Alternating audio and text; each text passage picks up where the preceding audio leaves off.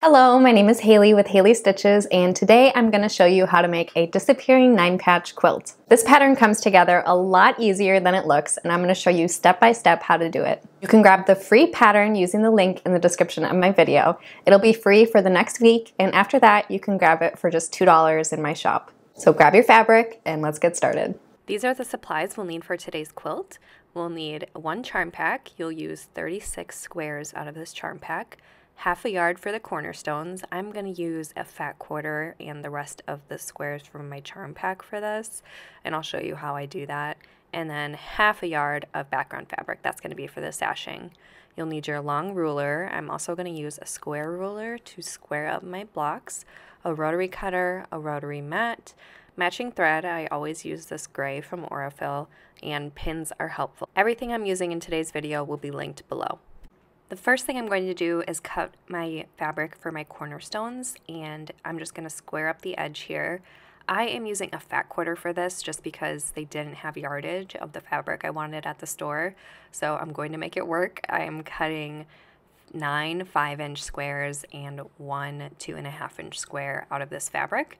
The pattern is written for yardage, but if you have a fat quarter, you can use it. As you can see, there's just like a sliver left over, so you really have to be careful if you're going to use a fat quarter. And then I'm going to cut my 9 5-inch squares out of this, and I'll save that 2.5-inch strip for later. This fabric is going to be used for the cornerstones of our quilt, and the 2.5-inch strip is going to be used for the borders.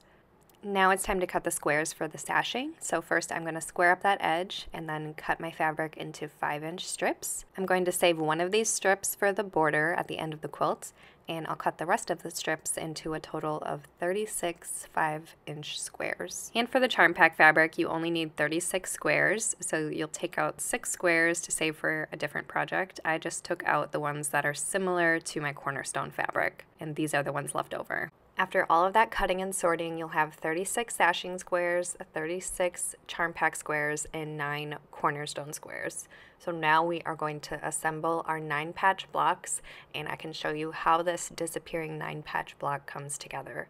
The most important thing about this block is that your cornerstone fabric is always in the center, and then those charm pack fabrics are going to be in the corners, and you'll fill in the rest with your sashing fabric, or the white fabric in my case. So the first thing we're going to do is sew all of these rows together. So row by row, we'll sew them together using a 1/4-inch seam allowance. After they're sewn together, we're going to press in opposite directions. So that middle row, I'm going to press away from the center, and the top and bottom towards the center. This is going to allow our seams to nest and get us those nice crisp corners. And this pieced unfinished block measures 14 inches square. Now is the fun part where we cut our block into fourths. So how I'm going to find the center of this is I'm just going to measure 2 1/4 inches in from the left side of that center row, because that is halfway to the center of that middle block. And I don't have a ruler that's larger than 7 inches wide, so that's just how I am going to find the center. If you have a larger ruler, then you don't really have to worry about doing that math. And then you'll see we cut it in half, and you can leave it here, use a rotating mat, however you want to do it, but just for the purpose of this video, I'm going to rotate everything around just to make it a little bit easier to cut.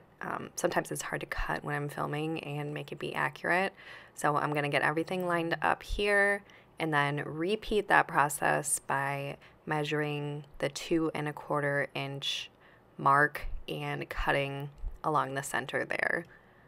So after you cut your 9-patch, you'll end up with 4 identical blocks that have that cornerstone in the bottom left corner, the sashing on the left and bottom sides, and then that charm pack fabric on the upper right. And you'll repeat this process with all of those 5-inch squares to get a total of 36 disappearing 9-patch blocks. And here are all of my pieced blocks. So I am going to lay these out in a 6 block by 6 block grid. And I had a request to show you how I kind of decide like which blocks go where, and not all 6 rows fit in this camera shot, but basically what I do is I lay them all out in the grid that they're going to be in, and I usually just do this on the floor, and then I just make sure that there's not 2 of the exact same fabric next to each other, and I try to make it so there's not 2 of the same pattern in different colors or 2 of the same color right next to each other. And when we're laying out the quilt, you'll want to make sure the cornerstone is in the upper right corner. And you'll notice my fabrics, I didn't pay attention to the directions at all. But if you are a stickler about the direction of your fabric, this is how you want to place it when you're sewing together your 9-patch. Basically, you just want to make sure the direction of the fabric is always pointing towards that middle cornerstone. So the bottom left would be facing normal with the direction going up and down. The top left would be on its side with the direction going right to left, and so on, turning clockwise as you go around the block. After I'm satisfied with my layout, I just place them all into rows and I label them with these alphabetties. And now I'm going to show you how to assemble that first row. So you're going to sew your 6 blocks together. And the nice thing about this is that you can use that cornerstone to kind of make sure everything is lined up as you're piecing. And this is where pins can be really helpful. So this is what that first row will look like after it's pieced. And you'll just repeat that process until all of your rows are sewn together. And when you're pressing the assembled rows, you'll want to press in opposite directions to make sure that your rows nest together as you piece together that full quilt top. Now we have our 6x6 grid of our pieced blocks, and we'll need to add our borders. So as you can see, the cornerstones and sashing, they are left off on the left side and the bottom side. So this is where we need to piece our own borders. And now it's time to cut our borders. So how we're going to do this is we're going to strip piece that 2.5-inch strip and 5-inch strip that we cut earlier. One is the cornerstone fabric, the other is the sashing fabric, and then we're going to cut these into 2.5-inch strips. So how the pattern is written is you'll just get 2 really long strips, strip piece them together, and then cut everything that you need. But because I'm using a fat quarter, I'm going to have to kind of piece all of this together.